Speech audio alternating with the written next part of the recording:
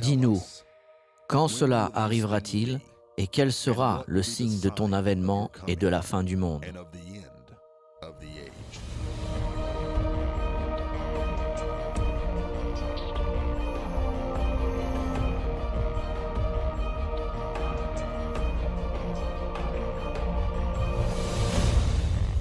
Notre sujet est Israël, l'horloge prophétique de Dieu. Croyez-le ou pas, Dieu a une horloge qui décompte le temps. La prophétie que nous allons examiner aujourd'hui et dans nos prochaines parties est une prophétie qui est marquée par une date. La plupart des prophéties ne sont pas spécifiques sur le temps, mais celle-ci l'est. Quand vous verrez la réalisation de la prophétie appelée la confirmation de l'Alliance, vous saurez alors que nous sommes à 7 ans avant la bataille d'Armageddon et à 7 années de l'avènement de Jésus-Christ. C'est ce qui rend cette prophétie si exceptionnelle et si importante. Sans comprendre cette prophétie, nous ne pourrons pas percevoir le décompte du temps de Dieu par rapport au temps dans lequel nous vivons. Dans notre dernière leçon de comprendre la fin des temps, nous avons étudié l'histoire de la nation d'Israël et avons appris pourquoi ce pays, Israël, est devenu la terre promise. Nous avons appris au sujet du père de la nation d'Israël, Abraham, et au sujet des frontières de la terre promise, établies par Dieu. Nous avons vu dans l'Écriture là où Dieu a placé son nom sur le mont du Temple et ce lieu appelé le mont Morija. Nous avons étudié le premier temple et sa destruction en l'an 586 avant Jésus-Christ, puis les 70 années du premier exil d'Israël. Nous avons aussi étudié le deuxième temple, sa destruction en l'an 70 et les 1878 années du second exil d'Israël. La nation d'Israël a vu sa renaissance, selon la prophétie biblique, le 14 mai 1948. Et enfin, le mont du Temple fut repris par Israël durant la guerre des 6 jours en 1967. Nous voulons prendre un instant pour parler de cet événement important appelé la guerre des 6 jours. C'était époustouflant. Israël a vaincu tous ses ennemis en 6 petits jours. Voici ce qui s'est passé. Israël a pris possession du désert de Sinaï en Égypte, des monts du Golan en Syrie, ainsi que de la région biblique de Judée, la Samarie, la Jordanie, incluant la ville entière de Jérusalem. Tous ces territoires faisaient partie de la terre promise. L'événement triomphal était la prise de la ville de Jérusalem, et tout particulièrement du mont du Temple, où le Dieu Tout-Puissant a dit 37 fois dans l'Ancien Testament « Je mettrai mon nom ici ». Souvenez-vous que ce fut l'endroit où Abraham a levé son couteau au-dessus d'Isaac. C'est aussi l'endroit où Dieu a dit à David « Va, achète l'aire d'Aravna ». Ils sont donc de retour sur le mont du Temple, où s'était tenu le premier temple, ainsi que le deuxième temple, et où, selon la Bible, le troisième temple se tiendra bientôt. Quand les soldats israéliens ont finalement atteint le mont du Temple, les Arabes se sont sauvés, et quand les armes ont cessé, j'ai d'ailleurs un ami personnel qui était là ce jour-là, M. Gerson Salomon, faisait partie des forces de défense israéliennes et il était sur le mont du Temple. Et il a dit, les armes ont fait feu et dans la minute qui a suivi, les Arabes se sont enfuis. Et soudainement, ce fut le silence. Et les soldats qui étaient en train de tuer la minute auparavant, soudainement, des larmes commencèrent à couler sur leurs joues. Gershon m'a dit, nous étions tous en train de pleurer comme des bébés. Et là, nous étions à l'endroit où Dieu a dit « Je mettrai mon nom ici », l'endroit du premier temple, du deuxième temple. Et là, beaucoup d'entre nous ont compris que c'était le jour de la rédemption. Il ajouta, « La chose étonnante était que non seulement ceux qui croient en Dieu et en la Bible pleuraient, mais il y avait aussi des jeunes soldats élevés dans des kibboutz à qui l'on avait enseigné le marxisme, l'athéisme, qu'il n'y a aucun Dieu, que la Bible est un mythe, et qui pleuraient. Et Gershon s'est tourné vers certains d'entre eux et leur demanda, « Pourquoi pleurez-vous ? Cet endroit est sans importance pour vous. » Et leur réponse fut, « Nous ne savons pas pourquoi nous pleurons. C'est plus fort que nous. Il y a quelque chose d'exceptionnel qui se passe en ce moment. » Ce fut un jour étonnant, car cela faisait partie de la réalisation de la promesse de Dieu au peuple d'Israël. Le monde a suivi cette victoire stupéfiante avec admiration. Et quand la nouvelle fit le tour du monde du temple est entre nos mains. Les rois ainsi que les présidents ont su instinctivement qu'ils étaient témoins d'un événement biblique. Une autre chose s'est produite cette nuit-là dont je dois vous parler. Monsieur Shlomo Goren, qui était le rabbin en chef des forces de défense d'Israël, était présent à la prise du mont du Temple. Le commandant en chef était le général Uzi. Et le rabbin Goren s'est tourné vers le général Uzi et lui a dit « Notre heure est venue. Prenons de la dynamite et faisons sauter le dôme du rocher. Faisons sauter la mosquée d'Al-Aqsa. Purgeons ce lieu saint de tout autel païen. » Et le général Uzi répondit « Assez, mon rabbin. » Mais Shlomo Goren a persisté et continue en disant « Vous entrerez dans l'histoire si vous le faites. Voici le moment de la rédemption. » Et le général Uzi lui a dit « Si vous n'arrêtez pas, je vais devoir vous mettre en prison. » Le rabbin Goren a baissé la tête et s'en est allé silencieusement. L'opportunité avait été perdue. Plusieurs personnes croyaient que si Israël avait détruit le dôme du rocher, la mosquée d'Al-Aqsa, et aussi commencé à rebâtir leur temple, que le Messie serait alors venu. Mais ce ne fut pas le cas. Israël a plutôt désobéi à Dieu. Et au lieu d'enlever les temples païens, le gouvernement israélien, croyez-le ou pas, a invité le Waqf musulman, qui est l'autorité musulmane, à revenir et placer le mont du Temple sur leur contrôle.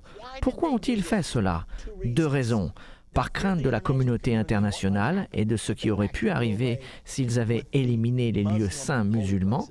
Et deuxièmement, le plus important, le gouvernement juif, étant laïque, n'a pas voulu provoquer un réveil religieux qui aurait pu le destituer de son pouvoir et apporter un renouvellement à la nation d'Israël tel qu'il était au temps biblique. Par conséquent, ils ont invité les musulmans à revenir en leur accordant le contrôle du mont du Temple. Ils n'ont pas fait ce que Dieu leur a dit, qui était de chasser les habitants de la terre promise, mais au contraire, ils ont tenté de coexister avec eux. Maintenant, je veux que vous regardiez ce que la Bible dit sur ce qu'Israël aurait dû faire. Cela se trouve au chapitre 33 de Nombre, en commençant au verset 50. C'est Dieu qui s'adresse à Moïse. « Parle aux enfants d'Israël et dis-leur, lorsque vous aurez passé le Jourdain et que vous serez entrés dans le pays de Canaan, vous chasserez devant vous tous les habitants du pays. Vous détruirez toutes leurs idoles de pierre. Vous détruirez toutes leurs images de métal fondu et vous détruirez tous leurs hauts lieux. » Le dôme du rocher et la mosquée d'Al-Aqsa étaient les hauts lieux élevés musulmans et Dieu a spécifiquement dit « Vous les détruirez. Vous prendrez possession du pays et vous vous établirez, car je vous ai donné le pays pour qu'il soit votre propriété. Mais si vous ne chassez pas devant vous les habitants du pays, ceux d'entre eux que vous laisserez seront comme des épines dans vos yeux et des aiguillons dans vos côtés. Ils seront vos ennemis dans le pays où vous allez vous établir. » Voilà Nombre 33, versets 50 à 55. Donc, que s'est-il passé? Au lieu de faire ce que Dieu leur avait dit, le gouvernement d'Israël a craint l'homme et a agi selon sa volonté. 6 ans plus tard, leurs ennemis ont comploté de renverser les conséquences de la guerre de 1967 et de détruire la petite nation d'Israël. Ainsi, en 1973, le jour de la fête du Yom Kippour, qui est le jour de l'expiation, le jour le plus saint en Israël, le jour où la majeure partie d'Israël jeûne et n'occupe pas leur poste de guet, les armées arabes ont lancé une grande offensive contre la nation d'Israël. Elles ont pris Israël par surprise, à un tel point qu'Israël paraissait en danger. Moshe Dayan, qui était le ministre de la Défense d'Israël, déclara au Premier ministre Golda Meir, « Golda, je crains pour le troisième temple. Il est intéressant que Yom Kippour, c'est le jour du jugement. C'est le jour où les Juifs croient, même à ce jour, qu'ils doivent regarder en eux-mêmes à Rosh Hashanah et doivent se repentir et jeûner toute la journée du Yom Kippour, demandant à Dieu de pardonner leurs péchés. Mais s'ils ne se repentent pas selon la croyance juive, Dieu leur envoie un jugement. Ainsi, Dieu a envoyé le jugement de la guerre du Yom Kippour et ils ont tous failli être détruits. Cela leur est arrivé le jour du jugement, et c'était le jugement de Dieu. 6 ans après le retour du mont du Temple, alors qu'ils auraient pu hériter des bénédictions du Dieu s'ils avaient obéi, à la place, ils ont cédé le mont du Temple aux Palestiniens. Réalisez-vous que le mot « palestinien » est le même mot que « philistin ». Pouvez-vous imaginer au temps biblique si le peuple juif avait vaincu les Philistins et puis ils avaient dit « Oh, à propos, nous voulons que vous reveniez pour vous charger du mont du Temple ». C'est impensable, n'est-ce pas? Cependant, c'est ce qu'Israël a fait en 1967, ce qui était impensable pour Dieu. Et Dieu, dans sa colère, a jugé le peuple d'Israël le jour du jugement, le Yom Kippour. Avec le temps et le déroulement des événements, Israël cherchait des traités avec ses voisins arabes, même si Dieu a dit « ne signez aucun traité et ne leur permettez pas de rester dans le pays ». Mais Israël n'a fait que ce qu'elle voulait. Et en 1979, un traité de paix israélo-égyptien a été rédigé par M. Jimmy Carter, président des États-Unis aux accords du camp David. C'était un accord de paix conclu avec le président égyptien Anwar Sadat. C'était le premier accord de paix israélien avec un État arabe. Israël a rendu tout le Sinaï à l'Égypte, même si la Bible précise qu'il fait partie de la terre promise. Or, Israël ne vit pas selon la Bible, mais selon leur propre intelligence, raisonnement et désir. Puis en 1993, les accords de paix d'Oslo furent signés sur la pelouse de la Maison-Blanche et ce fut là que la fameuse poignée de main a eu lieu entre Yasser Arafat et Isaac Rabin avec Bill Clinton en arrière-plan. Ces accords de paix d'Oslo ont prévu la création d'un État palestinien et demandé à Israël d'échanger des territoires de la terre promise contre la paix. Est-ce que Dieu regardait le jour où cela s'est passé? Est-ce que Dieu a vu la poignée de main? Vous feriez mieux d'y croire. L'année suivante, parce que le train de paix était en route, un accord de paix israélo-jordanien fut signé. C'était en 1994. Mais cela n'a pas été sans conséquences. Monsieur Isaac Rabin était félicité par le monde, mais pas par Dieu. Et en novembre 1995, Monsieur Isaac Rabin fut assassiné par Yigal Amir. Il était un avocat religieux de droite qui croyait fermement qu'il fallait tuer celui qui céderait la terre promise. Ainsi, il tua Isaac Rabin. Alors que les événements suivaient leur cours jusqu'à l'an 2000, le président Bill Clinton, une fois de plus, a voulu essayer d'apporter la paix au Moyen-Orient. Quand il était un jeune homme, son pasteur lui a dit « Si jamais tu es président, tu dois t'assurer de toujours rester du côté d'Israël. » Et Bill Clinton a promis qu'il le ferait. Mais apparemment, le président Bill Clinton n'a pas entièrement compris la signification de cette promesse. car le voici en train de faciliter un traité de paix où Israël a une partie de la terre promise, mais pas sa totalité. Et Clinton et Ehud Barak, le premier ministre d'Israël, et Yasser Arafat, le président de l'autorité palestinienne, se sont rencontrés pendant 14 jours à Camp David et ont essayé de trouver un accord de paix. Le président Clinton a fait tout son possible pour y arriver, mais ce fut en vain.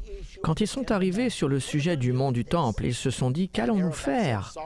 Arafat a dit « Désolé, c'est notre troisième lieu saint, nous ne le céderons jamais, nous y avons nos endroits de prière. » Et Ehud Barak a dit « Mais vous avez votre premier lieu saint à la Mecque, vous avez votre deuxième lieu saint à Madina, nous, Juifs, nous n'avons même pas notre premier lieu saint. » Arafat répondit « Désolé, nous ne pouvons pas le céder. » Et Barak a dit « Mon peuple ne permettra jamais de le céder. » Le président Clinton a donc suggéré « Pourquoi ne pas le partager? Il y a de la place pour tout le monde. Vous pouvez tous y prier ensemble. J'en suis sûr que ça plaira à Dieu, même si cela ne plaisait pas à Dieu, mais c'était l'idée de Clinton. Je n'oublierai jamais le jour où j'ai vu dans les journaux Clinton propose le partage du mont du Temple. J'ai su que je lisais quelque chose de prophétique, car dans la Bible, il est dit qu'à la venue de l'accord de paix, le mont du Temple sera placé sur un arrangement de partage. Dans le chapitre 11 de l'Apocalypse, au verset 1 et 2, il est dit à Jean de mesurer le temple juif, mais de ne pas mesurer la cour extérieure du temple, car elle sera piétinée par les païens. Il dépeint une image 42 mois avant Armageddon, du mont du temple sous un arrangement partagé. Et c'est exactement cela qui a été proposé à Camp David en l'an 2000. Nous vivons actuellement les prophéties bibliques. Si nous ne le réalisons pas, nous manquons un des plus passionnants aspects du temps présent dans lequel nous vivons. C'est un temps passionnant. Barak a fait de son mieux pour arriver à un accord de paix. Il pensait que s'il obtenait un accord, même si c'était de céder plus que ce qu'il aurait dû, que les Israéliens étaient si las des conflits qu'ils revoteraient pour lui, car ils étaient en campagne électorale contre Ariel Sharon. Ainsi, la nouvelle était annoncée qu'il a finalement capitulé et a dit « Vous pouvez reprendre le mont du Temple et nous rétablirons les frontières de 1967. » Ariel Sharon, sur ses paroles, a décidé d'aller visiter le mont du Temple. Et avec la permission de Yasser Arafat et des autorités religieuses, il a dit « J'aimerais juste faire une visite au mont du Temple. » Et ils lui ont répondu « Ne priez pas, ne faites pas de grandes déclarations, assurez-vous juste que tout est fait dans les règles. » Donc, le 28 septembre, M. Ariel Sharon est allé sur le mont du Temple et il a fait cette déclaration ce jour-là. On ne cédera jamais le mont du Temple. Et il est à nous pour toujours. Yasser Arafat cherchait une excuse. Il savait que Camp David était un échec. Et puisque nous ne pouvons pas obtenir un accord de paix, reprenons la confrontation. Le lendemain même, le 29 septembre, il a publié l'ordre « Il est temps pour la deuxième intifada ». Le terme intifada signifie soulèvement. La première intifada a duré de 1987 à 1993. Elle a pris fin lors des accords d'Oslo. Mais en l'an 2000, la deuxième intifada revint en force.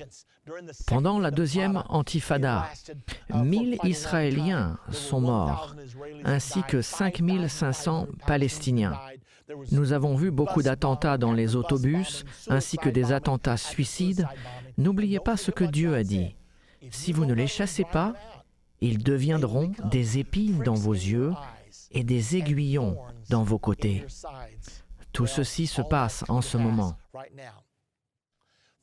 Finalement, en l'an 2002, le secrétaire d'État des États-Unis, Colin Powell, a décidé qu'Israël et les Palestiniens n'arriveraient jamais à forger une alliance de paix entre eux. Il a donc décidé de former une nouvelle alliance appelée le Quartet. Il a invité la Russie, l'Union européenne, les États-Unis et les Nations unies, les 4 puissances appelées le Quartet, pour former un accord de paix, pour dire aux Palestiniens et aux Israéliens « Il n'y a qu'un seul moyen à la paix, et le voici ». Il s'appelle la carte des routes pour la paix. Vers décembre de cette année 2002, ils ont rédigé ce document qui a été présenté aux Palestiniens et aux Israéliens au printemps 2003. Israël et les Palestiniens étaient tous deux sous une énorme pression de la communauté mondiale. Vous avez toutes les puissances du monde leur disant « voici ce que vous devez faire ». Car ceux qui n'étaient pas représentés par la Russie, l'Union européenne et les États-Unis étaient donc représentés par les Nations unies qui représentent toutes les autres nations du monde. Et ils ont mis cet accord ensemble. Israël a donc dit « nous le ferons sous certaines réserves ».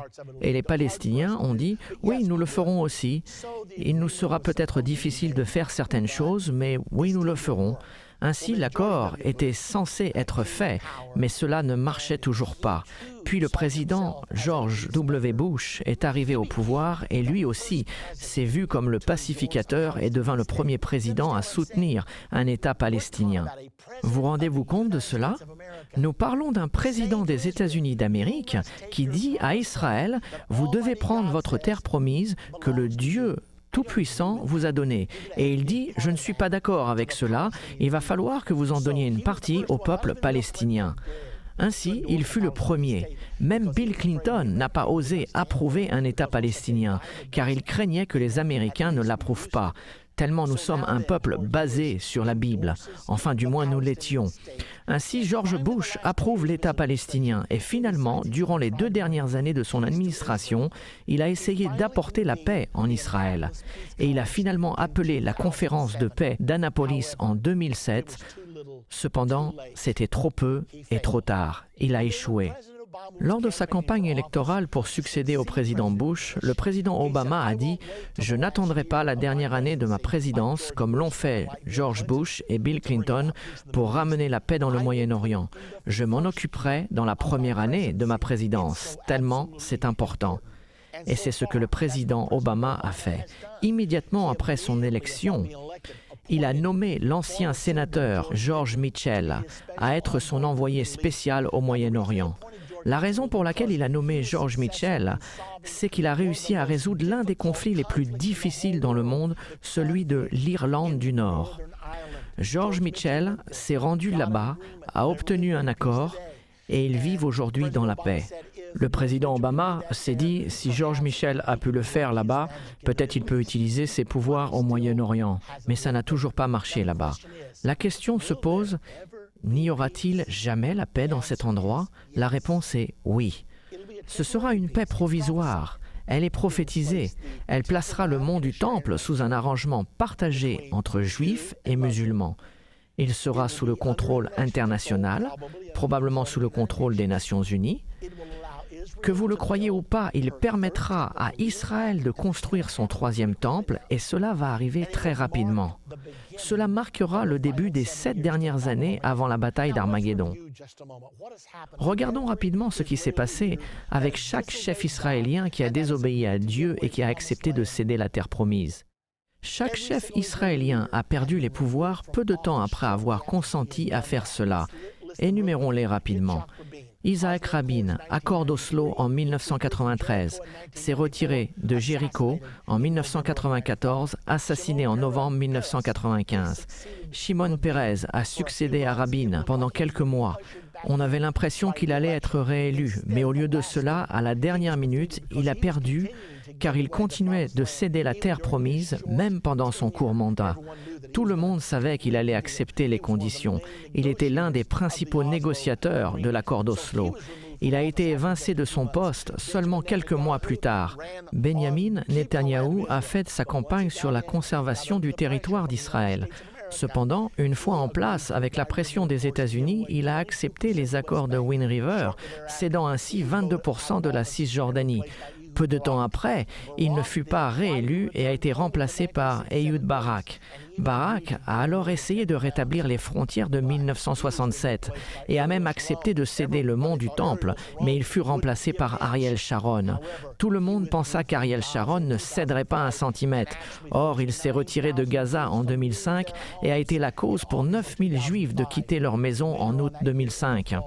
Plus tard dans l'année, il a subi une grave attaque cérébrale et à ce jour, il n'a toujours pas repris connaissance. Puis son successeur, Ehud Olmert, a tenté d'obtenir un accord de paix. Il a dit « Je suis presque arrivé, mais il a été inculpé de corruption. Il est en procès actuellement et passera probablement de nombreuses années en prison pour ce qu'il a fait. Ainsi, chaque chef israélien qui a essayé de céder la terre promise a terminé en catastrophe. Dans la prochaine partie de Comprendre la fin des temps, nous étudierons la prophétie qui explique l'horloge prophétique de Dieu ainsi que l'événement qui déclenchera les 7 dernières années avant la bataille d'Armageddon. Vous ne voulez pas la rater. Si vous voulez avoir votre propre DVD de cette leçon, l'horloge de Dieu, afin de pouvoir la regarder plusieurs fois ou la partager avec vos amis et votre famille. Vous pouvez la commander en nous appelant au 1-800-ENDTIME ou en allant sur notre site www.endtime.com. Le DVD est intitulé « Israël, l'horloge prophétique de Dieu ». Et sur cette chronologie de 7 ans, quand vous découvrirez son déroulement, quand vous le verrez dans la prochaine partie de ce programme, vous verrez les événements qui vont se produire ainsi que les événements que vous expérimenterez personnellement. Quelle leçon intéressante aujourd'hui. Israël, l'horloge prophétique de Dieu. Aujourd'hui, nous allons examiner la prophétie biblique qui contient une date précise.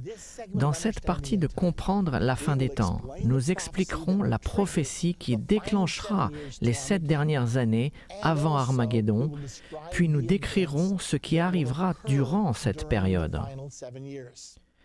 Cette prophétie est absolument l'une des plus importantes de tous les temps. Cette prophétie a prédit quand le Messie allait venir sur la terre la première fois.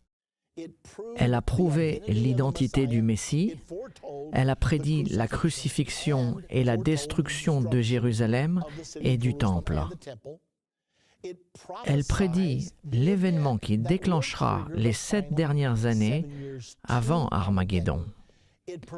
Elle donne des indices sur l'identité de l'Antichrist et établit le calendrier des événements des 7 années des derniers temps. Le terrain est donc préparé pour les 7 dernières années avant Armageddon. La seule question est, quand commenceront ces 7 dernières années? J'en suis sûr que vous êtes aussi intéressés que moi. Donc, concernant l'horloge prophétique de Dieu, la Bible prophétise que la communauté mondiale et l'Antichrist concluront une alliance de paix avec Israël. L'accord placera le mont du Temple sous un arrangement partagé et permettra à Israël de bâtir le 3e temple. Jusqu'à présent, il n'y en a eu que 2. Ceci permettra la construction d'un 3e temple sur le mont du Temple très prochainement. Cet accord marquera le début des 7 années avant la bataille d'Armageddon. S'il y a un autre accord de paix qui n'inclut pas ces choses, alors ce ne sera pas celui qui marquera le début des 7 années finales. L'Antichrist participera dans cet accord important et nous ne saurons probablement pas son identité, même quand il contribuera à l'accord de paix entre Israël et les Palestiniens. Regardons maintenant sur cette prophétie. Elle s'étale sur 490 années. Elle se trouve dans Daniel 9, au verset 24 jusqu'à 27. Regardons le verset 24. 70 semaines ont été fixées sur ton peuple et sur ta ville sainte pour faire cesser les transgressions. Nous lisons cela dans Louis II. Pour mettre fin au péché, pour racheter la méchanceté, pour apporter la vertu éternelle et pour sceller la vision et la prophétie. Qu'est-ce que cela nous dit? 70 fois 7 indique une période de 70 fois 7 ans. Je ne prendrai pas le temps de le prouver maintenant, mais c'est possible de le faire. Il s'agit donc d'une période de 70 fois 7 ans, ou 7 années multipliées par 70 fois, ce qui fait 490 années. Il s'agit donc d'une prophétie de 490 années. Les 490 années commencent avec l'ordre de reconstruire Jérusalem. Nous savons que Jérusalem a été détruit en l'an 586 avant Jésus-Christ. Cette prophétie a été donnée après cela, lorsque Daniel était en captivité à Babylone. Donc la prophétie est donnée, Jérusalem a été détruite. Cette prophétie commence avec l'ordre de rebâtir Jérusalem. Comment le savons-nous? Le verset 25 de Daniel 9 nous l'indique. Écoutez-le. « Sachez-le donc et comprends, depuis le moment où la parole a annoncé que Jérusalem serait rebâtie jusqu'à loin, le Messie vient. Il y a 7 semaines et 62 semaines. Les places et les fossés seront rétablis, mais en des temps fâcheux. » Donc cette prophétie est donnée en 3 parties. 7 parties de 7, ou 49 années, puis 62 fois 7, ou 434 années. Après cela, quelque chose arrive. Donc, c'est 49 années, 434 années, 7 années. Cette prophétie nous est donnée pour une totalité de 490 années, mais elle est divisée en 3 parties. La prophétie commence avec le décret de rebâtir Jérusalem. Vraisemblablement, ce décret fait référence au décret prophétisé à Cyrus, roi de Perse, qui a eu lieu vers l'an 538 avant Jésus-Christ, si nos dates sont exactes. L'histoire et les calendriers que nous avons de cette période ne sont pas très fiables. Cependant, le début de cette période de 490 années n'est pas très importante. Ce qui est important, c'est sa fin. Car c'est à ce moment-là que des événements critiques auront lieu et il nous est nécessaire de les comprendre. Donc, les 49 années et les 434 années se terminent avec le retranchement du Messie, car cela nous est dit dans le verset 26. Après les 62 semaines, nous avions les 7 semaines, la période de 7 fois 7 ans. Maintenant, après les 62 semaines, le Messie sera retranché et il n'y aura pas de successeur. Le peuple d'un chef qui viendra détruira la ville et le sanctuaire. Et sa fin arrivera comme par une inondation. Il est arrêté que les dévastations dureront jusqu'au terme de la guerre. Ceci nous indique que le peuple de ce dirigeant qui viendra, nous parlons de l'Antichrist, le peuple détruira la ville et le sanctuaire. Est-ce que cela s'est déjà passé? Absolument. En l'an 70, les Romains ont détruit Jérusalem et le temple, les réduisant en cendres. Ce passage nous dit que le Messie viendra, puis il sera retranché et la ville de Jérusalem sera détruite. Qu'est-ce que cela nous indique? C'est une preuve absolue. Puisque nous savons que les Romains ont détruit Jérusalem en l'an 70, nous avons donc une date précise. Nous savons que le Messie devait venir et être retranché avant l'an 70. Ceci est la preuve absolue que le Messie devait venir avant que tout ceci arrive. Est-il venu? Jésus était le Messie, il est venu, il a été retranché, exactement comme l'Écriture l'a dit, et la ville de Jérusalem a été détruite par les Romains. Quand l'Antichrist viendra, il régnera sur un nouveau Saint-Empire romain. Maintenant, cela nous ramène à un point important, qui est comment expliquer l'écart. 2 événements devaient se produire après cette période de 483 années. Le Messie devait être retranché, la ville de Jérusalem et le temple devaient être détruits. Nous savons que Jérusalem et le temple furent détruits en l'an 70 et que Jésus-Christ a été crucifié entre l'an 26 et l'an 38. Nous ne connaissons pas la date exacte. Ce que nous apprenons, c'est qu'il y a entre 30 et 40 années qui séparent ces 2 événements. Et tous 2 doivent se passer entre les 483 années et les 7 dernières années. Nous voyons donc un écart ici.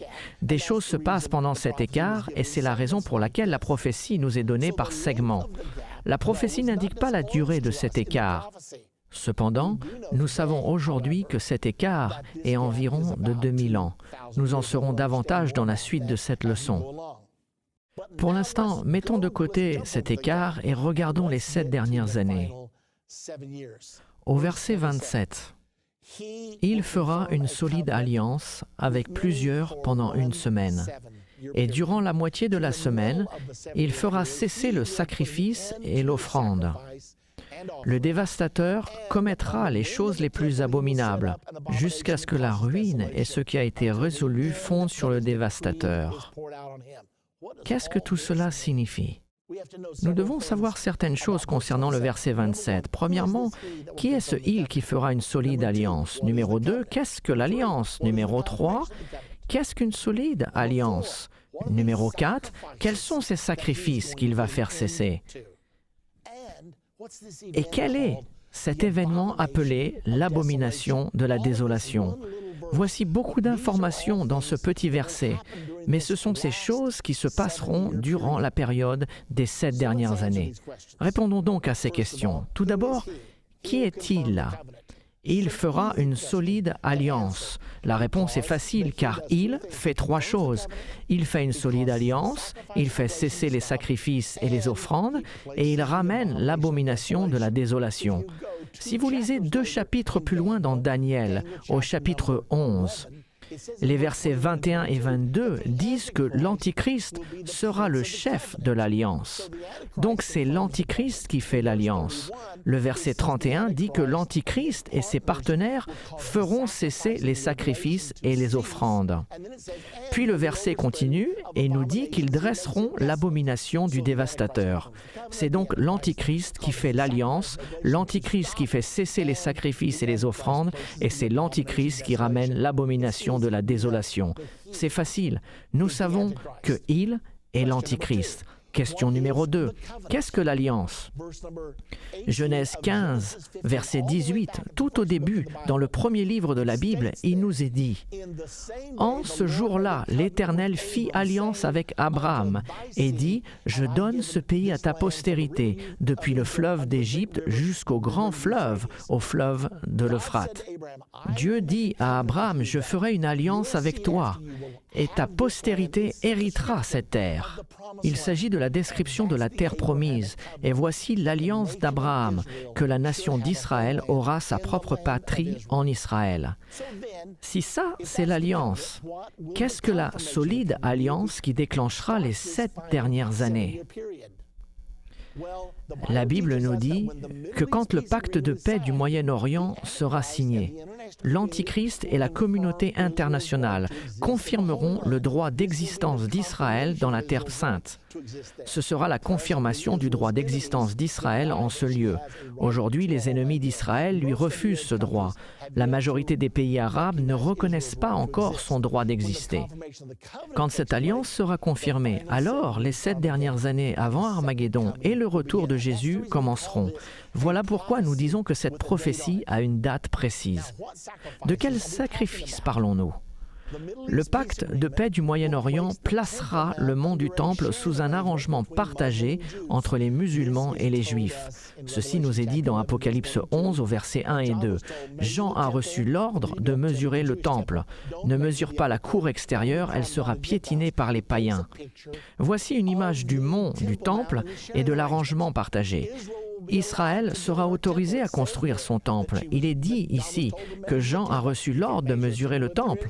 Il ne peut pas mesurer un temple s'il n'y en a pas. Nous verrons plus loin que l'Antichrist se tiendra dans le temple. Vous ne pouvez pas vous tenir dans un temple qui n'existe pas. Il y a donc un temple construit sur le mont du temple. Et quand le temple sera achevé, des sacrifices d'animaux seront apportés, comme dans l'Ancien Testament. Ce sont ces sacrifices que l'Antichrist va cesser, probablement à cause des activistes des droits des animaux. Il les fera donc cesser. Et finalement, il nous est dit qu'il ramènera l'abomination de la désolation. L'abomination de la désolation est mentionnée plusieurs fois dans l'Écriture.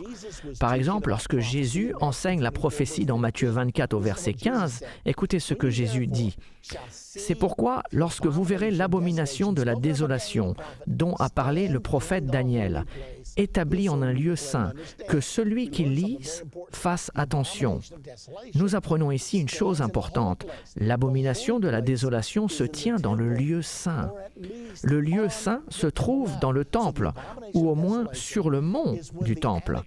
Ainsi, l'abomination de la désolation sera lorsque l'Antichrist se tiendra dans le temple, déclarant qu'il est Dieu. L'apôtre Paul l'a décrit plus en détail dans 2 Thessaloniciens 2 au verset 3 et 4. Il dit que personne ne vous séduise d'aucune manière, car il faut que l'apostasie soit arrivée auparavant. et qu'on ait vu paraître l'homme impie, l'Antichrist, le fils de la perdition, l'adversaire qui s'élève au-dessus de tout, ce que l'on appelle Dieu, de ce qu'on adore. Il va jusqu'à s'asseoir dans le temple de Dieu, se proclamant lui-même Dieu.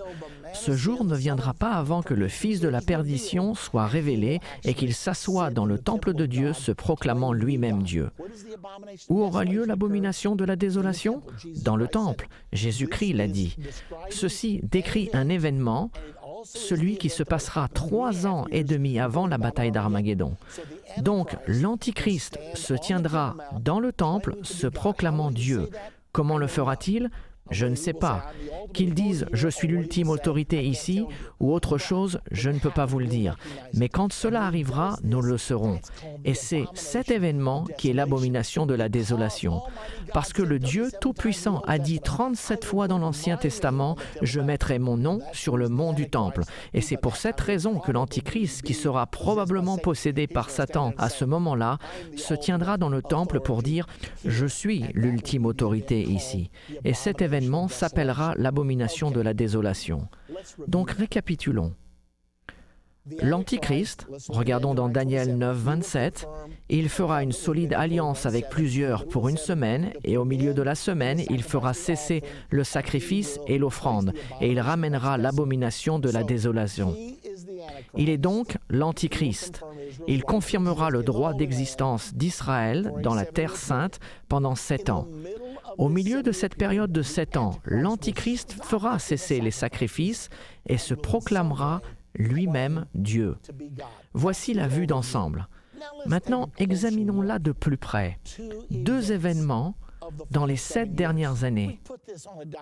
Nous avons mis cela dans une chronologie pour vous donner une idée du temps, afin de vous aider à comprendre ces événements qui arrivent. Ces choses vont bientôt se dérouler devant nos yeux, dans nos journaux télévisés. Certains sont déjà en cours. Donc, les 7 dernières années commencent avec la confirmation de l'Alliance. Une fois de plus, de quoi s'agit-il?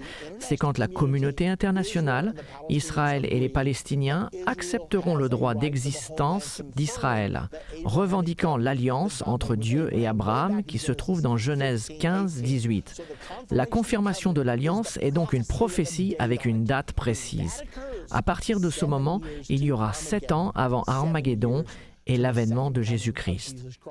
Une fois que cela est arrivé, le système de gouvernement mondial prendra rapidement son pouvoir. Mais ce ne sera pas encore le contrôle total. Nous le voyons déjà avec la mondialisation, que le gouvernement mondial prend de l'envergure. Nous avons déjà la Cour mondiale, la Banque mondiale, l'Organisation mondiale de la santé et l'Organisation mondiale du commerce. Beaucoup d'institutions mondiales sont créées en ce moment. Toutes ces choses s'intensifieront quand les 7 dernières années commenceront à la confirmation de l'Alliance. Quand ces choses arriveront, nous saurons que le mont du Temple sera bientôt sous un arrangement partagé, comme nous l'avons dit précédemment. Le Temple sera reconstruit. Le Temple doit être achevé au milieu des 7 années. La Bible est très claire sur ce temps. L'Antichrist s'assiera dans le Temple. Et il est impossible de s'asseoir dans un Temple qui n'existe pas. Il semble donc que ce Temple sera reconstruit durant la première moitié de ces 7 années prophétisées. Une fois le temple construit, les sacrifices d'animaux reprendront. Et cela sera problématique à cause de ceux qui sont contre les sacrifices du matin et du soir. Les militants pour le droit des animaux en seront fous de rage. Et par conséquent, l'Antichrist dira « D'accord, d'accord », et il mettra fin aux sacrifices. Cela le poussera aussi à faire quelque chose d'autre. C'est de ramener l'abomination de la désolation. Il fera probablement quelque chose de ce genre. L'Antichrist dira peut-être « Il y a des rumeurs qui courent comme quoi je suis le Messie. J'ai apporté la paix et la sécurité à Israël. J'ai ouvert les portes pour que vous rebâtissiez votre temple. Vous pensez que c'est une chose que le Messie ferait ? On m'a interrogé, êtes-vous le Messie? J'ai attendu pour vous le dire, mais voilà pourquoi nous avons arrêté les sacrifices. Vous n'en avez plus besoin, je suis le Messie. Il se tiendra sur le mont du Temple, probablement proclamant aux Juifs qu'il est leur Messie, le retour du Christ aux chrétiens, le 12e imam aux musulmans, le 5e Bouddha aux bouddhistes, et à tous ceux qui attendent un grand maître quelconque ou un rédempteur, il prétendra être tout à tous. C'est alors que nous connaîtrons l'identité de l'Antichrist. Et il est dit, puis paraîtra l'Antichrist, et c'est environ au même moment que son partenaire religieux, le faux prophète, fera descendre le feu du ciel. Nous ne savons pas exactement le moment, mais la Bible dit que le faux prophète fera descendre le feu du ciel à la vue des hommes, qui seront en admiration devant ce miracle. Et il se servira de son succès pour influencer le monde à suivre l'Antichrist. Ce sera une alliance entre le dirigeant politique du monde et le dirigeant religieux du monde, entre l'Antichrist et le faux prophète. Ces choses arriveront vers le milieu des 7 années, et l'Antichrist proclamera qu'il est Dieu exactement au milieu des 7 années. Et c'est ça l'abomination de la désolation. Quand l'abomination de la désolation arrivera, les Juifs de Judée devront fuir. C'est Jésus qui a dit cela. Quand vous verrez l'abomination de la désolation, que ceux qui vivent en Judée fuient, car la détresse sera si grande comme il n'en a point eu de pareil et qu'il n'en aura jamais. Ce sera un temps d'horrible persécution religieuse et politique contre tous ceux qui ne fléchiront pas le genou devant l'Antichrist, à son nouvel ordre mondial et à son nouveau système de religion mondiale. Pendant que l'Antichrist et le faux prophète commenceront leur ministère, 2 témoins commenceront également les leurs. Ce seront des envoyés de Dieu. Pendant que l'Antichrist et le faux prophète prêcheront le message de Satan, les 2 témoins prêcheront ce que Dieu leur a donné de prêcher. Le résultat sera un grand réveil en Israël, surtout parmi les Juifs. La majorité d'Israël ne sera pas encore tournée vers Jésus, mais une partie d'entre eux le sera, selon Zacharie 12, 7, qui nous dit « L'Éternel sauvera d'abord les tentes de Juda » et ce réveil continuera même pendant la grande tribulation. Vous pouvez voir sur notre chronologie que c'est pendant les 3 dernières années et demie que la marque de la bête sera mise en place et qu'elle deviendra plus présente durant cette dernière période de 3 ans et demi. L'Antichrist voudra contrôler chaque personne sur Terre. La Bible nous dit que pour recevoir la marque qui sera nécessaire pour participer à l'économie, il va falloir faire une chose que l'on ne devra jamais faire. C'est d'adorer l'Antichrist et prêter serment à son gouvernement mondial. La Bible nous dit que celui qui fait cela sera condamné à jamais. Donc, nous ne pouvons pas le faire. Et néanmoins, il faudra le faire afin de pouvoir participer à l'économie. C'est pour cette raison que cette période est appelée la Grande Tribulation. Une fois que nous aurons surmonté ces 3 ans et demi, nous arriverons à la fin des 7 dernières années. Et à ce moment-là, la communauté mondiale, sans aucun doute l'ONU, gardien de la paix mondiale, envahira Israël pour une raison quelconque. Serait-ce à cause du refus d'Israël de céder ses armes nucléaires?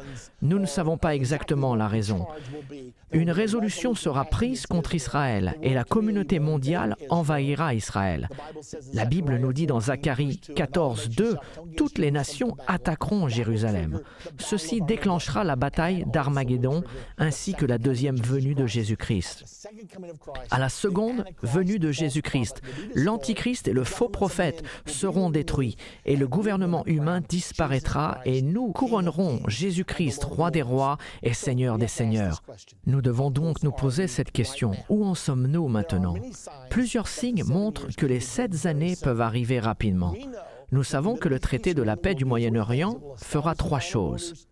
Il établira les frontières définitives d'Israël, il placera le mont du Temple sous un arrangement partagé et sous l'autorité internationale, et il permettra à Israël de rebâtir son 3e temple. Actuellement, le traité de paix du Moyen-Orient est une grande priorité pour la communauté internationale. Ils veulent sa réalisation. De plus, dans de récentes négociations, les négociateurs ont indiqué qu'un accord sur les frontières était possible. Toutefois, le mont du Temple est un point problématique aujourd'hui. Les 2 présidents, Clinton et Obama, ont conclu que la seule solution est de placer le mont du Temple sous un arrangement partagé, exactement comme nous le dit la Bible. De plus, les préparatifs pour la construction du Temple ont déjà commencé. Les matériaux sont prêts à cet instant même où je vous parle. Le scénario le plus probable est le suivant. La Troisième Guerre mondiale aura lieu. Nous n'avons pas encore parlé de ce sujet. Apparemment, elle arrivera juste avant le début des 7 dernières années. La Bible parle d'un conflit qui tuera un tiers de l'humanité, 2 milliards de personnes. À la suite de ce conflit, il y aura un cri sans précédent pour la paix. Il nous faut avoir la paix. Avec 2 milliards de morts, le cri pour la paix sera absolument assourdissant et provoquera la communauté mondiale, Israël et les Palestiniens à conclure ce pacte de paix prophétisé. Alors, le troisième temple sera rebâti. La ferveur religieuse provoquée par 2 milliards de morts poussera le monde à dire « Laissez-les reconstruire leur temple. Peut-être que cela nous aidera à trouver grâce aux yeux de Dieu. » Donc, regardons cette prophétie une nouvelle fois. L'horloge prophétique de Dieu, la prophétie avec une date précise. La communauté mondiale et l'Antichrist feront un pacte de paix avec Israël. Ils essayent de le faire en ce moment. Ce pacte placera le mont du Temple sous un arrangement partagé. Cela a déjà été proposé. Ce pacte permettra la reconstruction du troisième temple d'Israël sur le mont du Temple. J'étais récemment en Israël et j'ai vu la maquette. Je l'ai visitée. J'ai vu l'autel d'airain, j'ai vu la cuve, j'ai vu les chandeliers. Tout est préparé pour cet événement. Dans peu de temps commenceront les 7 dernières années. J'espère que vous êtes tous prêts pour cela. Ce sera un événement fabuleux.